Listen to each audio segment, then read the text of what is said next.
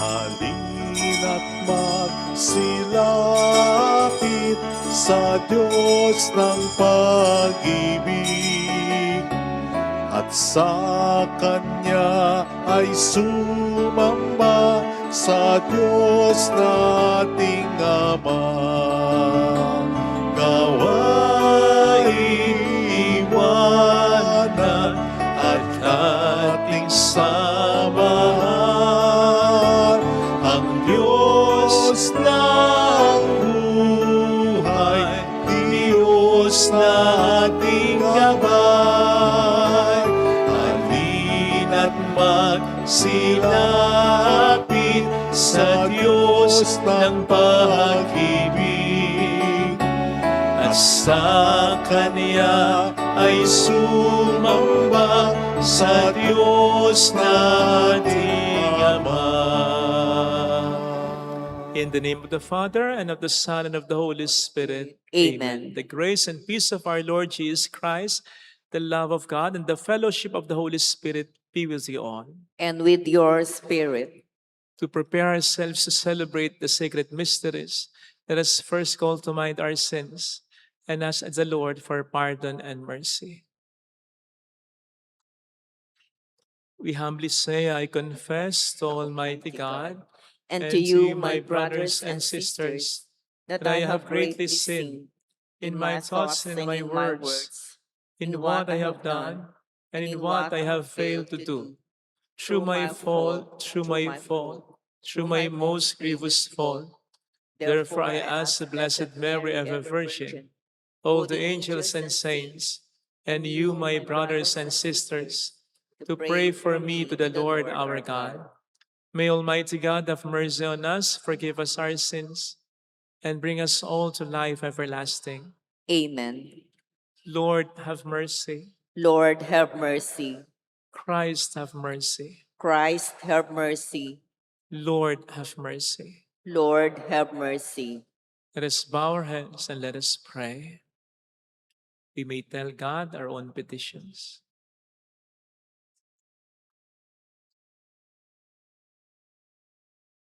O God, who through your word reconciled the human race to yourself in a wonderful way, grant, we pray, that with prompt devotion and eager faith, the Christian people may hasten toward the solemn celebrations to come.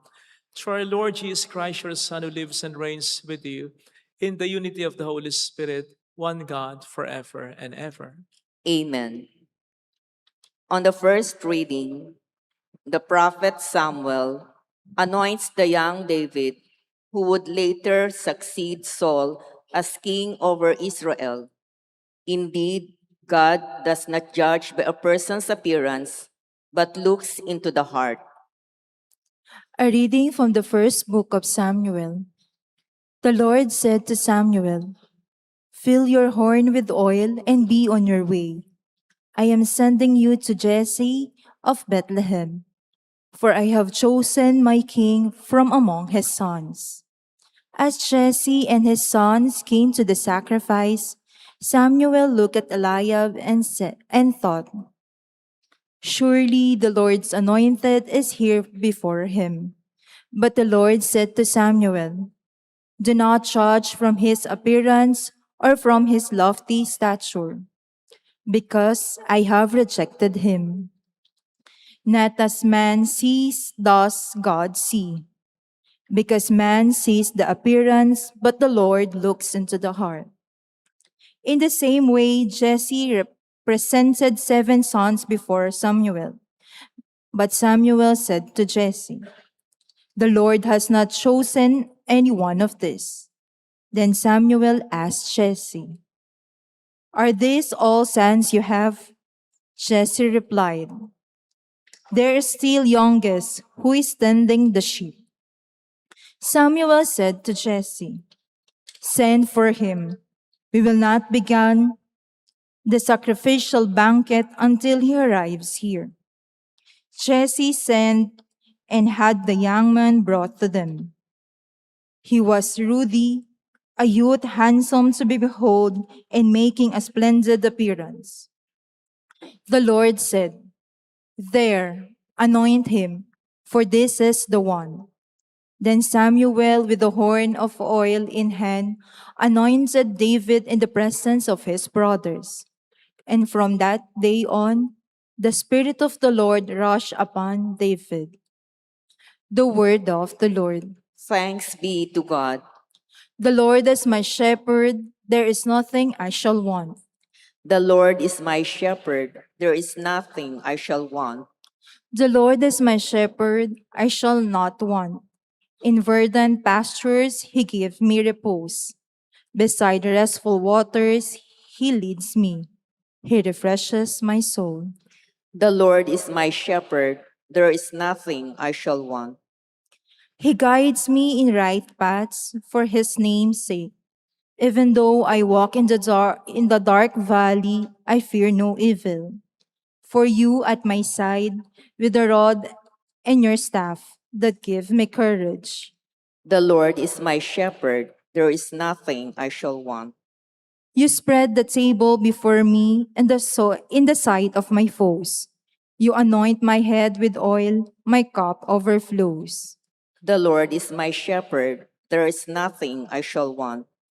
Only goodness and kindness follow me all the days of my life. I shall dwell in the house of the Lord for years to come. The Lord is my shepherd. There is nothing I shall want. On the second reading, the Apostle Paul reminds us that through the sacrament of baptism, we have risen from the darkness of sin to the light of Christ.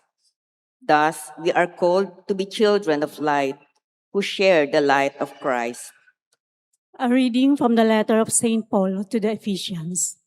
Brothers and sisters, you were once darkness, but now you are light in the Lord. Live as children of light, for light produces every kind of goodness and righteousness and truth. Try to learn what is pleasing to the Lord. Take no part in the fruitless works of darkness. Rather, expose them, for it is shameful even to mention the things done by them in secret. But everything exposed by the light becomes visible, for everything that becomes visible is light. Therefore it says, "Awake, O sleeper, and arise from the dead, and Christ will give you light." The word of the Lord. Thanks be to God.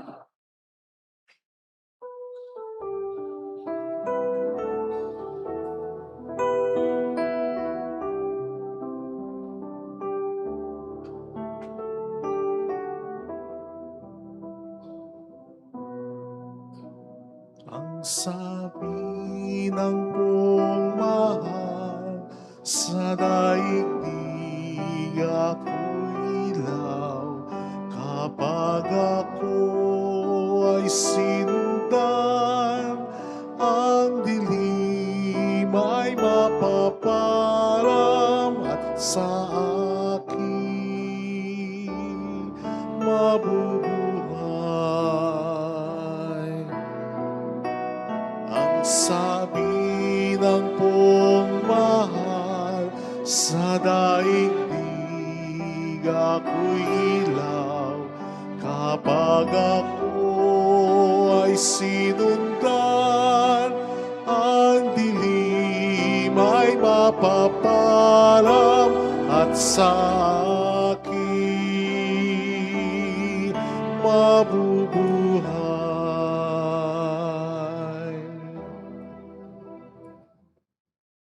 The Lord be with you. And with your spirit, A reading from the Holy Gospel according to John. glory to you, O Lord. As Jesus passed by, he saw a man blind from birth. He spat on the ground and made clay with the saliva and smeared the clay on his eyes and said to him, "Go, wash in the pool of Siloam," which means sent. So he went and washed and came back able to see. His neighbors and those who had seen him earlier as a beggar said, Isn't this the one who used to sit and beg? Some said, it is. But others said, no, it just looks like him. He said, I am. They brought the one who was once blind to the Pharisees.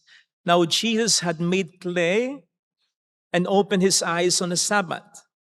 So then the Pharisees also asked him how he was able to see. He said to them, he put clay on my eyes and I washed, and now I can see. So some of the Pharisees said, this man is not from God, because he does not keep the Sabbath. But others said, how can a sinful man do such signs? And there was a division among them. So they said to the blind man again, what do you have to say about him since he opened your eyes? He said, he is a prophet. They answered and said to him, you were born totally in sin, and are you trying to teach us? Then they threw him out. When Jesus heard that they had thrown him out, he found him and said, do you believe in the Son of Man? He answered and said, who is he, sir, that I may believe in him? Jesus said to him, you have seen him, and the one speaking with you is he. He said, I do believe, Lord. And he worshiped him. Sisters and brothers, the gospel of the Lord. Praise to you, Lord Jesus Christ. Shout out sa mga kapatid nating OFW. Ang pulang laso na ito ay lagi kong personal na pagpupugay sa inyo. Marami pong salamat sa sakripisyo ninyo. Salamat na rin sa mga nagpapakabuting alagad ng batas, police, navy, sundalo. Salamat po sa inyo. Welcome sa Our Lady of Lasalle at Quasay Parish kung saan ayos lang pong umiyak. At samahan tayo ng mahalay na sa pag-iyak at sa pagdarasal upang maging maayos ang lahat. Ang tawag po sa linggong ito ay Laetare Sunday. Ang ibig sabihin ng Laetare, rejoice. Linggo ng kagalakan sa liturya ng simbahan. Bakit? Sapagkat malapit na ang pagdiriwang natin ng dakilang kapistahan ng pinakamahalagang pundasyon ng ating pananampalataya at ng ating simbahan, ang muling pagkabuhay ng ating Panginoong Jesucristo. Sabi nga ni San Pablo, kung hindi nangyari, walang kwenta ang pananampalataya natin bilang mga Kristiyano. Kaya naggagalak tayo. Now, siguro po, mag-a-agree naman kayo sa akin na ang kagalakan natin, tulad ng ibang mga damdamin o emosyon natin, ay nakasalalay din sa nakikita natin.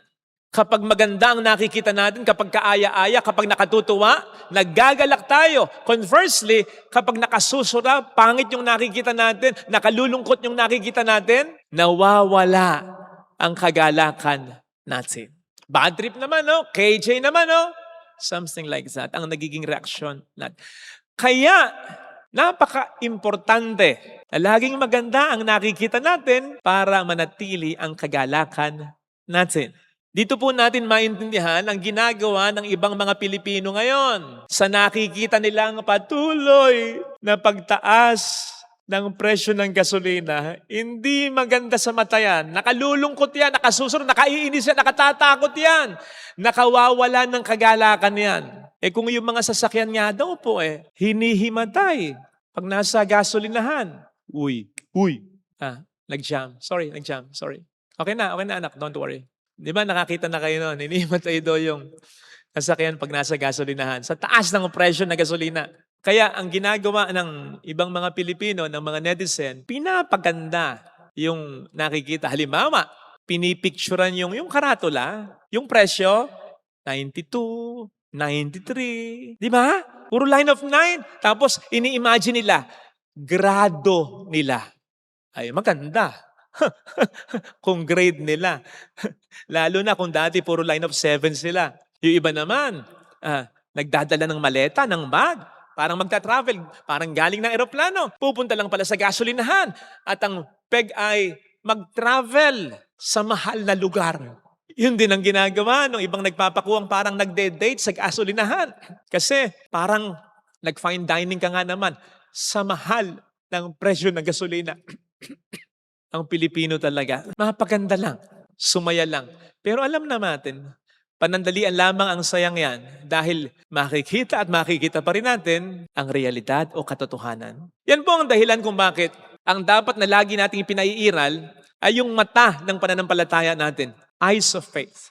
Pag sinabing eyes of faith, ito yung pagtingin sa mga bagay sa buhay natin kung papaanong ito'y tinitingnan ng Panginoon natin. Wala namang nakikitang pangit ang Diyos eh. Don't get it wrong. Siyempre, yung mga nangyayari ngayong mga problema, pangit yun. Pero hindi kasi yun ang katapusan sa Panginoon. Para sa Kanya, kahit gaano pa kapangit yan, pwede pa rin magtapos ng maganda yan. Yan ang ating pagdiriwang. Kamatayan ni Jesus.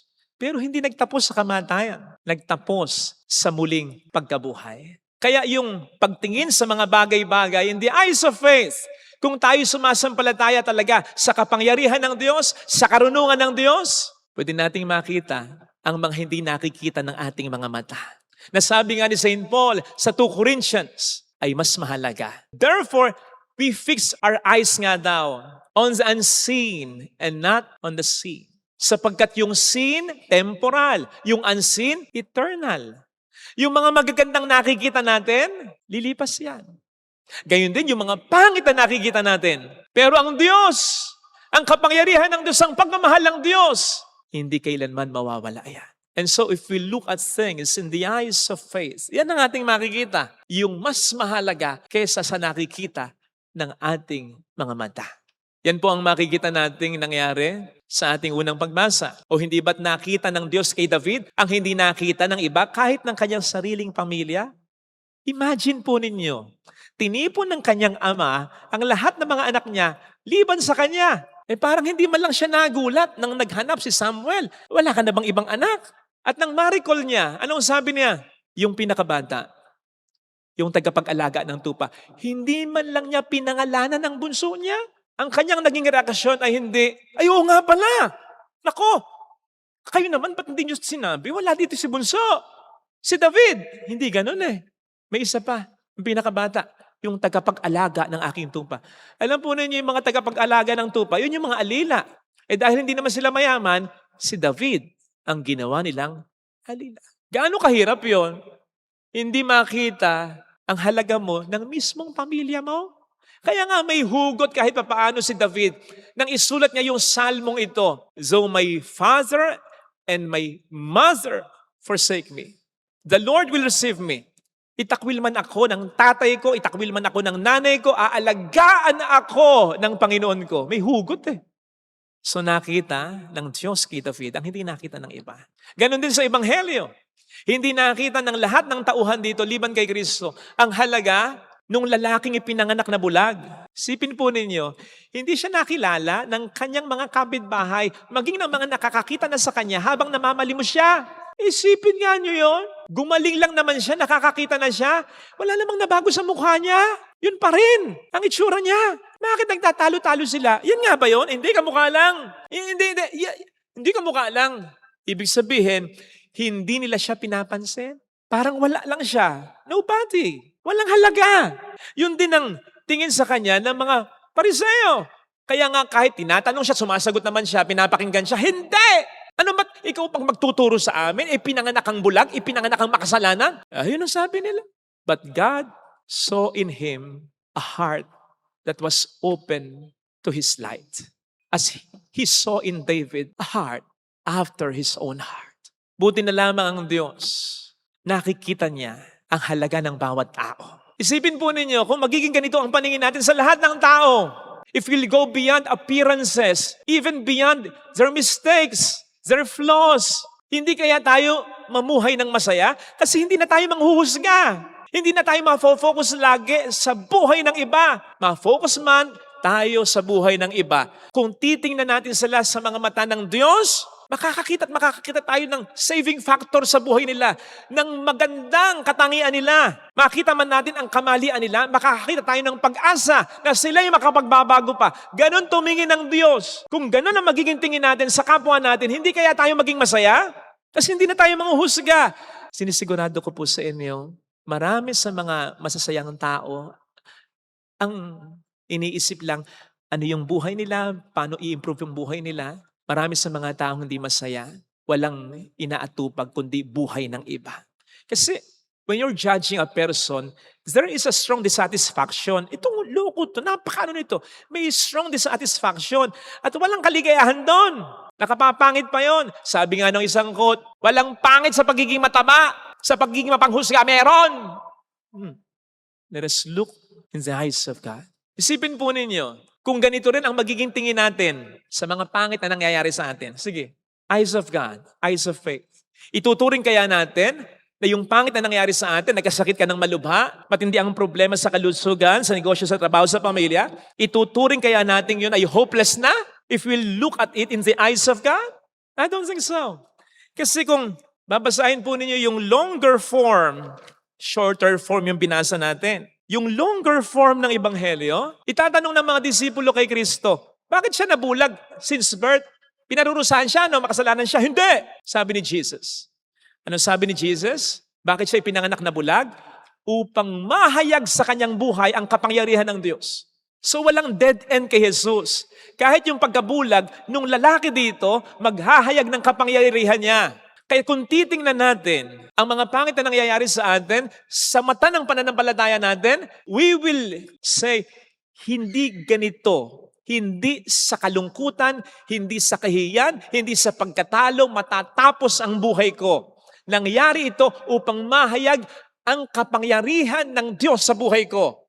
Hindi ko alam kung kailan, hindi ko alam kung paano, pero kaya niyang gamitin yung nararamdaman ko ngayon para sa isang bagay na magdudulot sa akin ng kabutihan at sa pamilya ko pagdating ng panahon.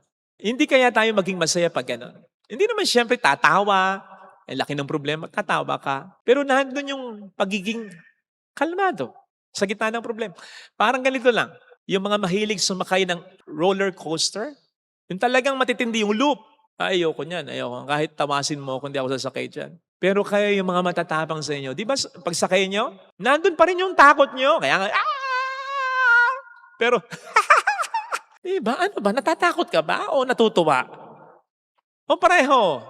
Pareho, Father. Kasi kahit natatakot ako, natutuwa ako kasi alam ko safe ako. Yun yung tao na kahit matindi ang problema, tinitingnan ito sa mata ng pananampalataya, kaya to. Kasi wala namang imposible sa Diyos. Makapangyarihan ng Diyos, mas makapangyarihan siya kaysa problema ko. Ganon. Kaya lang, kailangan nating ibukas ang mata ng ating pananampalataya. Kailangan nating sumampalataya. At tulad nung nangyari kay Hagar at Ishmael, napunta sila sa gitna ng disyerto, wala silang makain, wala silang mainom. Mamamatay sila sa uhaw. Lugmok na lugmok si Hagar. Nagdasal siya. And then God opened her eyes. Nakita niya may balon. O yun, nakainom na sila. Si Elisha at ang sekretary niya, ang servant niya, napaligiran si Elisha at ang sekretary niya ng daan-daang makapangyarihan hukbo with their chariots and horses. Dalawa lang sila, pinaligiran sila ng magkasamang puwersa ng Amerika at Iran at Israel pa. Parang ganun talaga. Walang biro yun. Dalawa lang sila, ha? So pag gising nung sekretary ni Elisha, naku po, bossing, ano gagawin natin? You're dead, patay na tayo. Napakarami, dalawa lang sila. At wala pa silang sandata. Hindi pa sila marunong magdigma. Imagine that. Anong sabi ni Elisha sa kanyang sekretary? Huwag nga mag-alala. Mas malakas ang puwersa dyan nang hindi natin nakikita. Ooh. At pinagdasal ni Elisha ang kanyang sekretary and his eyes were open. Nakita niya, yung mga hukbong nakapaligid sa kanila, napapaligiran din ng doble, ng bilang at malalakas na mga anghel ng kalangitan. Yung dalawang alagad papuntang Emmaus, di ba? Lugmok na lugmok sila. Pero nang ibukas ni Jesus ang mata ng pananampalataya nila, kaya pala ganun ang pakiramdam natin. Nakausap natin siya, siya pala yun. Kahit anong problema, nalampasan kapag binubukas ang mata ng pananampalataya. Pero sana napo ninyo ang pinaka-common denominator ng lahat ng example na sinabi ko. Nandun lang din yung balon. nandun lang din yung hukbo ng mga anghel. Nandun lang din si Jesus. So ibig sabihin, all the while, nandun yung tulong. Hindi lang natin makita dahil sarado ang mata ng ating pananampalataya. Na-experience yun na po siguro yung nasabihan kayo ng, bulag ka ba? Ayan o. Ayan o. Hindi ba nakita? Bulag ka. Kailan nangyayari sa atin yon? Kapag iba yung focus ng paningin natin, yung bagay palang hinahanap natin, nandoon na sa harap natin. Hindi natin napapansin kasi iba ang focus natin. Yun din ang nangyayari kapag ang focus natin ay problema natin. Hindi natin nakikita ang mga tulong na ibinibigay at ibibigay pa ng Panginoon natin. Puro tayo reklamo. Hindi naman kikilos ang Diyos dahil sa ating reklamo. Kikilos ang Diyos dahil sa ating pananampalataya. Kaya kapag may hinahanap tayo na hindi natin nakikita, ano sinasabi sa atin? Puro bibig mo ang ginagamit mo. Gamit mo mata mo. Parang sinasabi rin sa atin ng Panginoon, wag kang puro reklamo. Gamitin mo ang pananampalataya para makita mo ang tulong ko sa iyo. Kapag ganun ang pagtingin natin, I assure you mga kapatid, masusustain ang kagalakan natin. Kasi makikita natin na kahit sa mga pangit na ating makikita, lulutang pa rin ang maganda. Dahil ang Diyos ay hindi magpapabaya talaga. Ito sana ang hilingin nating biyaya sa ating banal na misa. Ilagay natin ang ating kanang kamay sa tapat ng ating puso.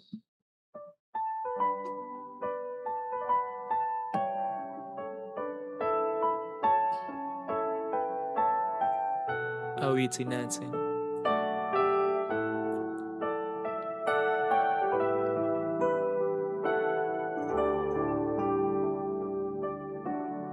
Alam kong may magagawa ang Diyos. Alam kong may magagawa ang Diyos. Alam kong may magagawa Makapangyarihan siya. ang Diyos. Kung ako'y magtatapat, Kung ako'y magtatapat sa Kanya'y maglilingkod, sa Kanya'y maglilingkod, alam kong may magagawa ang Diyos. may magagawa ang Diyos. Alam kong diringgin ng Diyos ang samo ko, Alam kong di sapagkat anak niya ako. ng Diyos ang samo ko. Alam kong diringgin ng Diyos ang samo ko, Alam kong diringgin ng Diyos sapagkat alam niya ang pinagdaraanan ko. Kung ako'y magtatapat, Kung ako'y magtatapat sa Kanya'y maglilingkod, sa Kanya'y maglilingkod, alam kong diringgin ng Diyos ang samo. diringgin ng Diyos Pumikit tayo. ang samo ko. Panginoon, ang sabi dito sa gospel reading, when as Jesus, as you pass by and you saw a blind man, nang makita mo, doon na nagsimula ang kagalingan ng tao.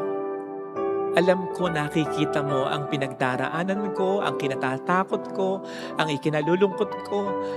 Nakikita mo ang pinagdaraanan ko at hindi mo ko tinitikis. Alam kong may ginagawa ka. Kaya yun ang sasampalatayanan ko. Paiiralin ko ang mata ng pananampalataya ko. Tulungan mo ko, Panginoon, na panindigan ito. Mayroong magandang mangyayari sa iyo.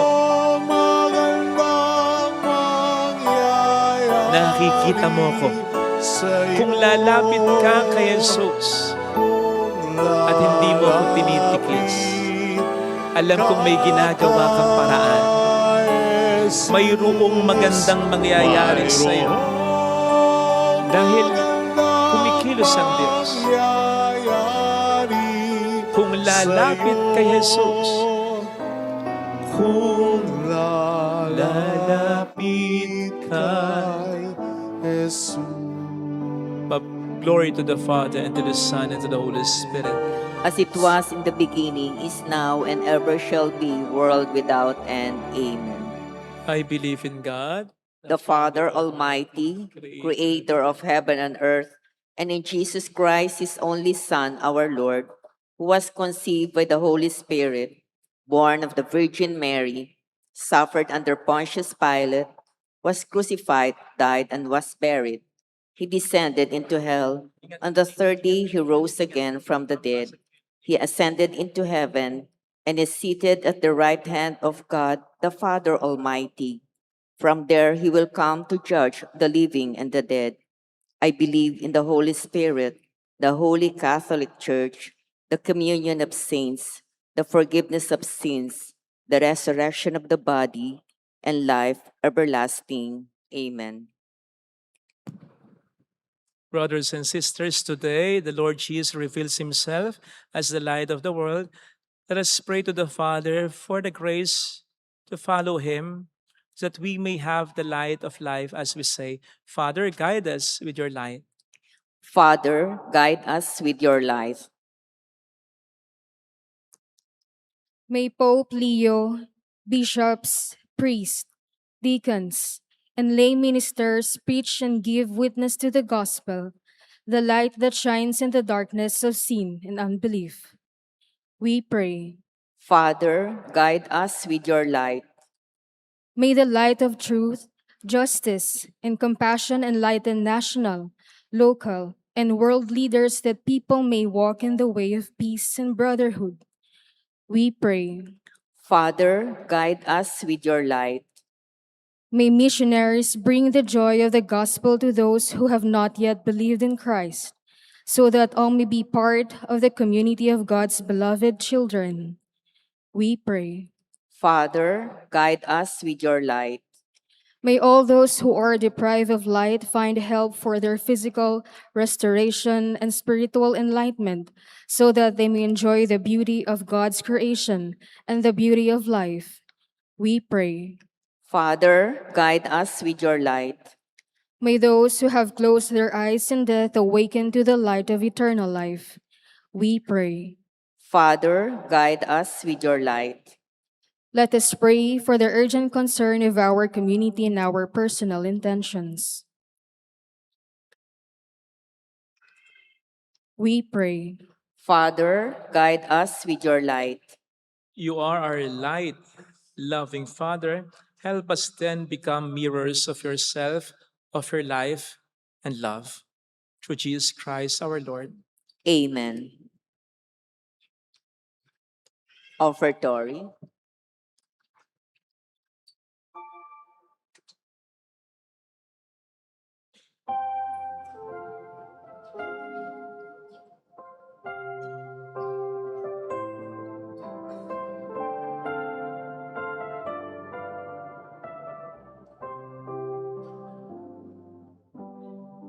Kunin mo, Diyos, sa tanggapin mo ang alak at tinapay na handog ng pag-ibig sa gisag naming bayan mo. Ang handog na ito ay babaguhin mo, magiging katawan at tugo mo.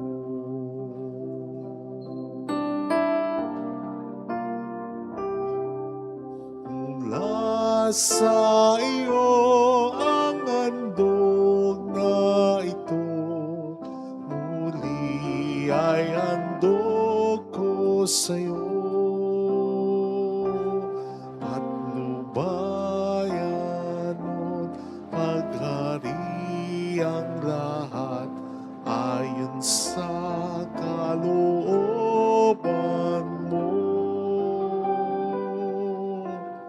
Kunin mo, Diyos, sa tanggapin mo ang alak at tinapay na handog ng pag-ibig sa gisag naming bayan mo. Ang handog na ito ay babaguhin mo, magiging katawan at dugo mo.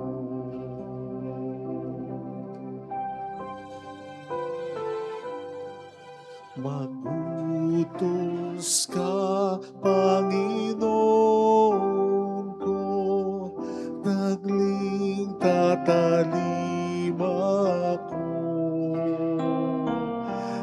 pagkaloob mo lamang na magbago ako. Sa wakas matulad sa'yo.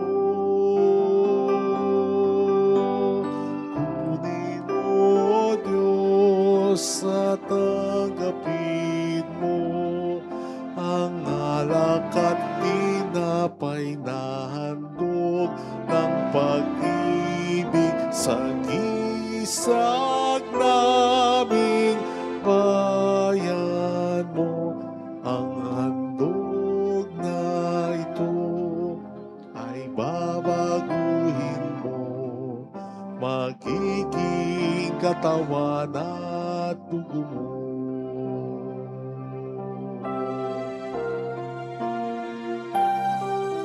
Mula sa iyo ang handog na ito, muli ay handog ko sa'yo.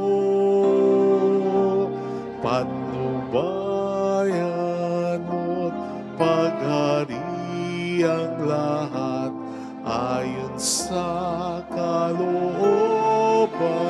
mo. Kunin mo, Diyos, at tanggapin mo ang alak at tinapay na handog ng pag-ibig sa gisag naming bayan mo. Ang handog na ito ay babaguhin mo, magiging katawan at dugo mo. Ang handog na ito ay babaguhin mo, magiging katawan at dugo mo.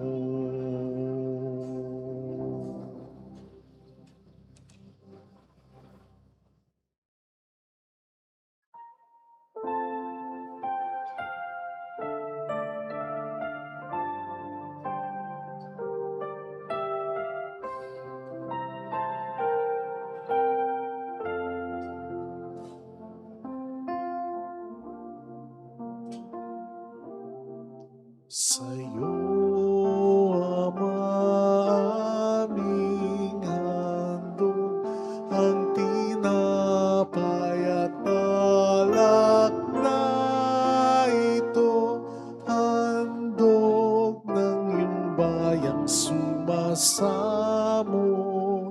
humihingi ng patawad mo.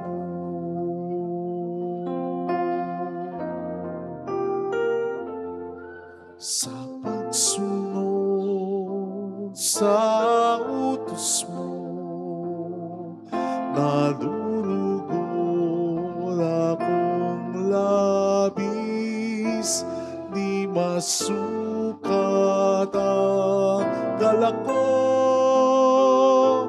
pagkat aking inibig. Sa'yo, aming handog ang tinapay at alak na ito, handog ng iyong bayang sumasamo, humihingi ng patawad mo.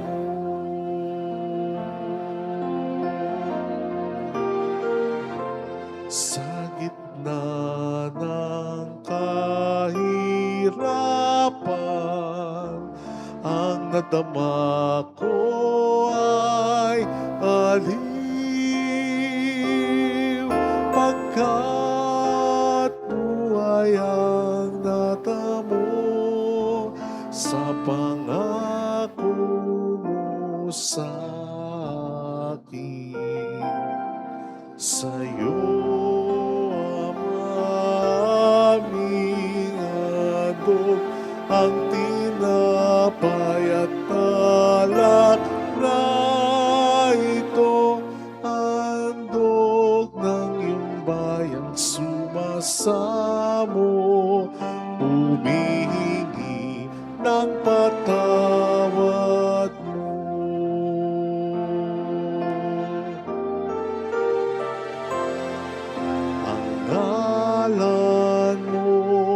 sa isip, umagat na ang dilim. Panginoon, aking sinisikap, na utos mo'y laging sundin. Sa'yo, Ama, aming handog, ang tinapay at alak na ito, handog ng iyong bayan, sumasamo, humihingi ng patawad mo.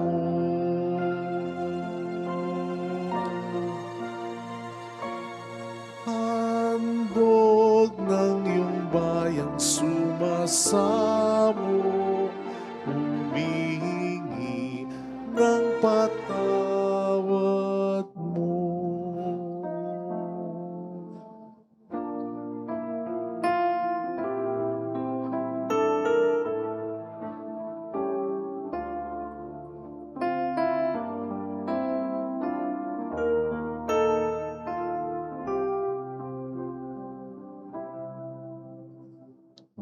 Lord, we gather today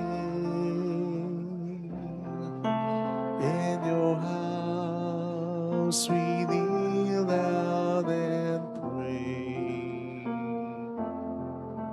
We ask for your mercy as we open our hearts to receive your forgiveness, O Lord. Lord, we lift up to you all these gifts we offer for your glory. We will eat this living bread, we will drink this saving cup, and feel your presence, O Lord, as we offer this bread and as we bring you this wine. Bless them, Lord Jesus, feed us now, give us life. Send us your spirit, the source of our lives, and together we will serve you with love. Pray, sisters and brothers, that our sacrifice may become acceptable to God, the Almighty Father.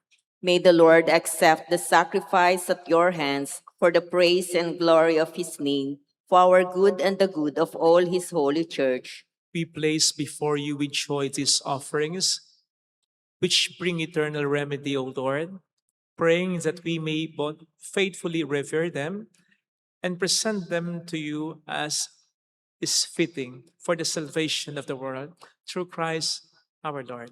Amen. The Lord be with you. And with your spirit, Lift up your hearts. we lift them up to the Lord. Let us give thanks to the Lord our God. It is right and just, It is truly right and just, our duty and our salvation, always and everywhere, to give you thanks.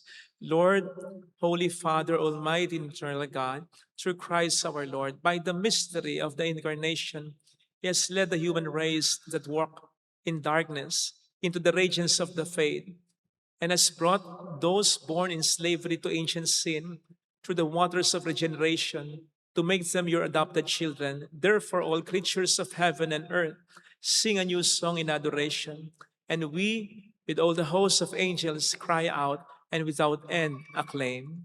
Holy, holy, holy Lord God of hosts, heaven and earth are full of your glory.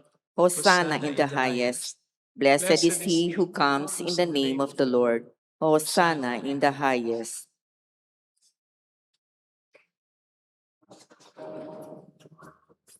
You are indeed holy, O Lord, the fount of all holiness. Make holy, therefore, these gifts, we pray, by sending down your Spirit upon them like the dewfall, so that they may become for us the body and blood of our Lord Jesus Christ. At the time he was betrayed and entered willingly into his passion, he took bread and giving thanks, broke it, gave it to his disciples, saying, "Take this, all of you, and eat of it.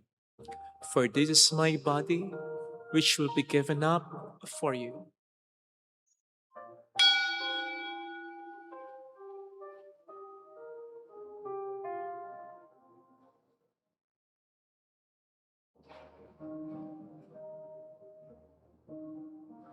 In a similar way, when supper was ended, he took the chalice and once more giving thanks, gave it to his disciples, saying, "Take this, all of you, and drink from it. For this is the chalice of my blood, the blood of the new and eternal covenant, which will be poured out for you and for many, for the forgiveness of sins. Do this in memory of me."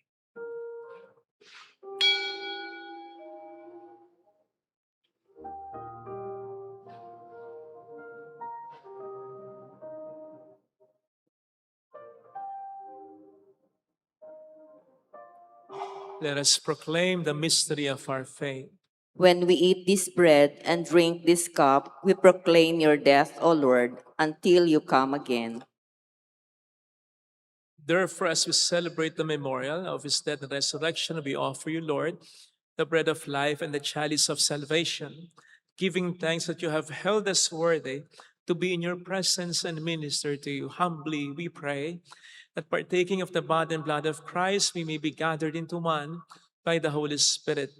Remember, Lord, your church is spread throughout the world, and bring her to the fullness of charity, together with Leo, our Pope, and Dennis, our Bishop, and all the clergy.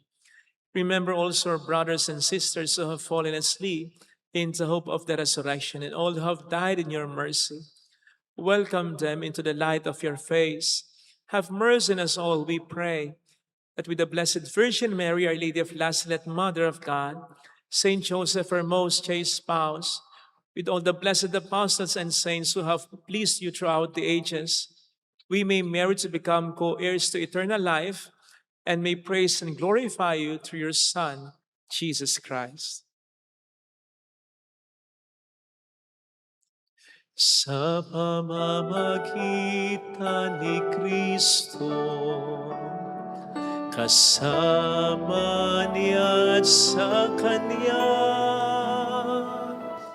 ang lahat ng parangal at papuri ay sa iyo, Diyos Ama, makapangyarihan, kasama ng Espiritu Santo,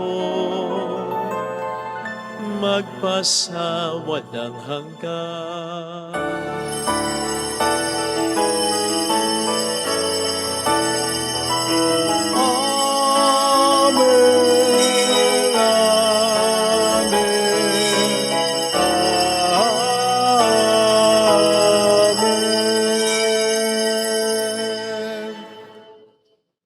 Jesus taught us to call God our Father, and so we have the courage to say,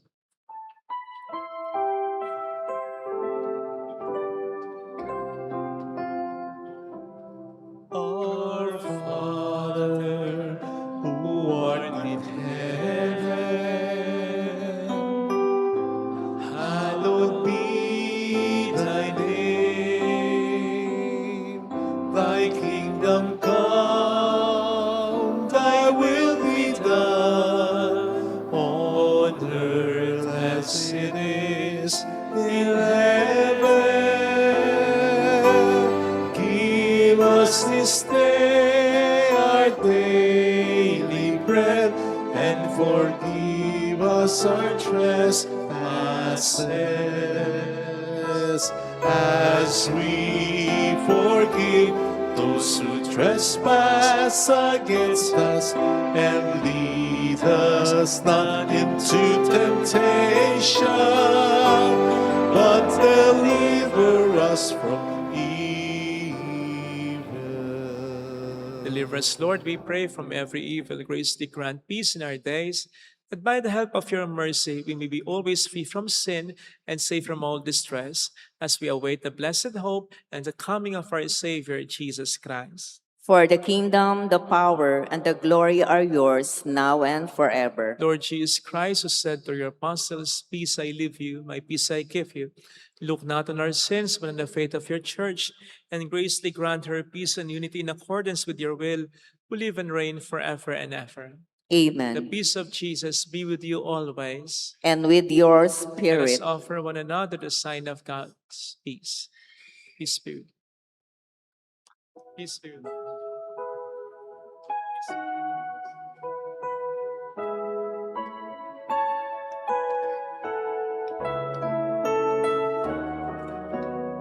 Lamb of God, you take away the sins of the world. Have mercy on us. Lamb of God, you take away the sins of the world. Have mercy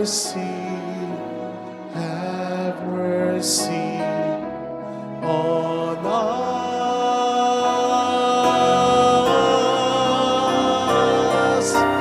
Lamb of God, you take away the sins of the world.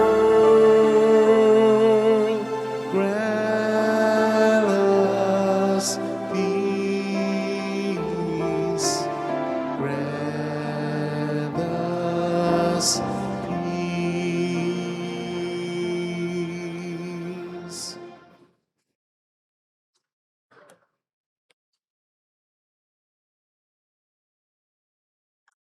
Behold Jesus, the Lamb of God, who takes away the sins of the world. Happy are those invited to receive him. Lord, I am not worthy that you should enter under my roof, but only say the word, and my soul shall be healed.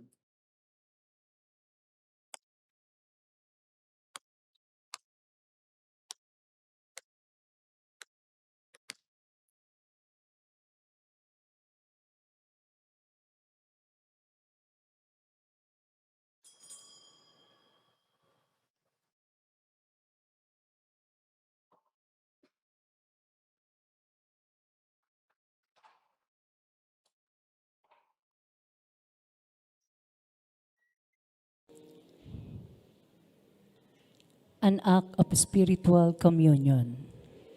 My Jesus, I believe that you are present in the most holy sacrament. I love you above all things, and I desire to receive you into my soul. Since I cannot at this moment receive you sacramentally, come at least spiritually into my heart. I embrace you as if you were already there and unite myself wholly to you. Never permit me to be separated from you. Amen. At sala kalooban tumatangis, dulot ng sakit at hapis, o kay daming katagulan, umaling saan lubos na nakalimutan, pag-ibig mo ang kasagutan.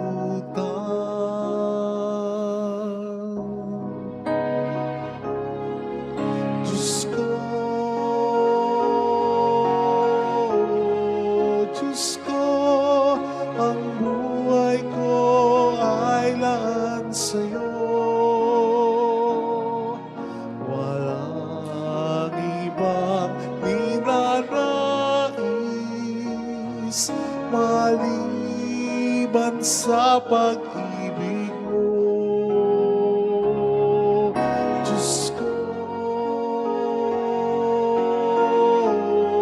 Diyos ko, gawin mong muli ako sa'yo. Muling ipaubaya ang sarili sa iyong pagkalinga.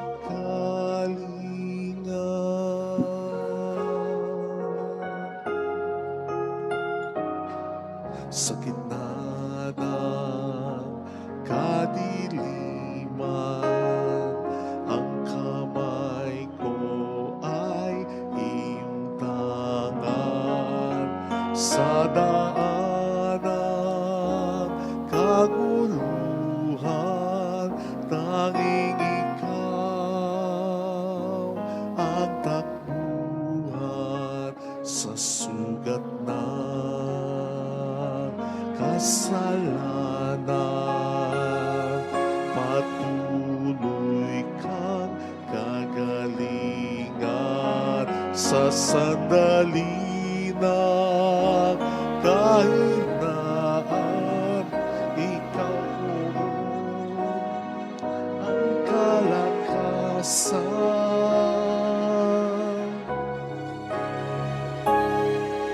Diyos ko, Diyos ko, ang buhay ko ay laan sa'yo. Walang ibang ninanais maliban sa pag-ibig mo. Diyos ko, Diyos ko, gawin mong muli ako sa'yo. Muling ipaubaya ang sarili sa iyong pagkalinga.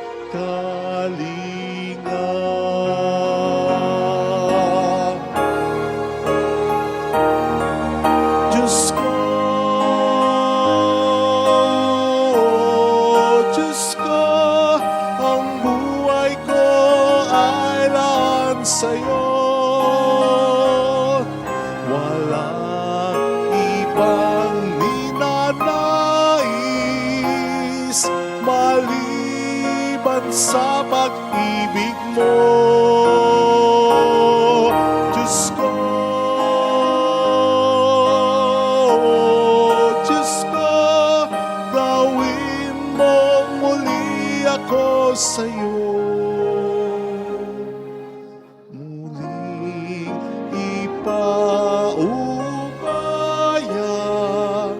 ang sarili sa iyong pagkalinga.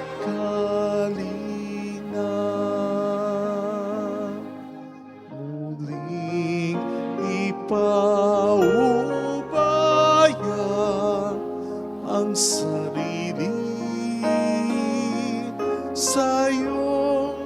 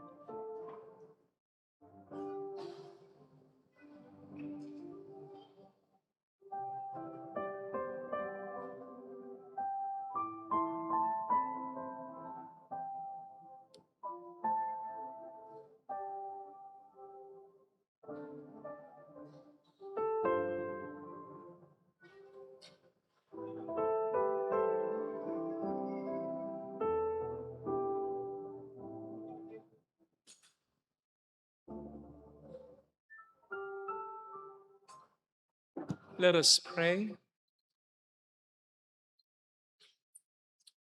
O God, who enlighten everyone who comes into this world, illuminate our hearts, we pray, with the splendor of your grace, that we may always ponder what is worthy and pleasing to your majesty and love you in all sincerity. Through Christ our Lord. Amen. Holy God, Holy Mighty One, Holy Immortal One. Have mercy on us and on the whole world. Holy God, Holy Mighty One, Holy Immortal One. Have mercy on us and on the whole world. Holy God, Holy Mighty One, Holy Immortal One. Have mercy on us and on the whole world. Jesus, King of Mercy, We trust in you. alalahanin. Alalahanin, o mahal na Birhen ng Lasalet, ina ng pag-asa, ikaw ang nagpaalala sa aming magbalik loob sa Ama. Ito ang nagpapatunay na ang kagandahan loob mo'y nanatiling busilak. Sa pag-aaruga mo sa amin, tungkulin mo'y tinupad. Sa paanan ni Kristo'y tinuring mo kaming mga tunay mong anak.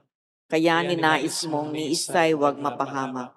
Maging sa iyong walang tigil na pananalangin, pati luhay pumatak. Huwag namang mawala ng saysay ang iyong paghihirap.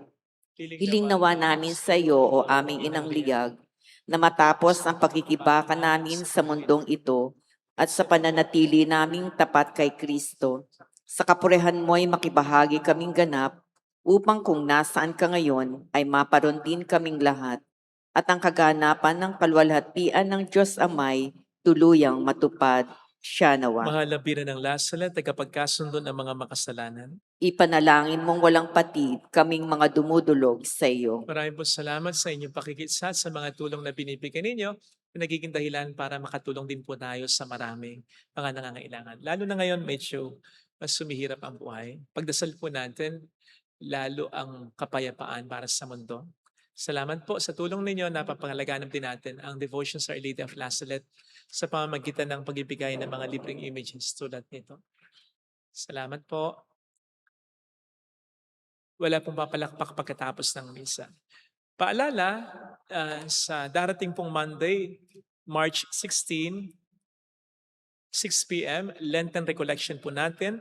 Ito po ay ibibigay ng mabait at magaling na preacher na si Brother Alvin Barcelona, feast preacher. O sana po, punta po tayo alas 6 ng gabi sa Lunes, March 16. Thank you. The Lord be with you. And with your And spirit. may Almighty God bless you and our loved ones. In the name of the Father, and of the Son, and of the Holy Spirit. Amen. The Mass is ended. Go in the peace and love of our Lord Jesus Christ. Thanks be to God. Salamat din po.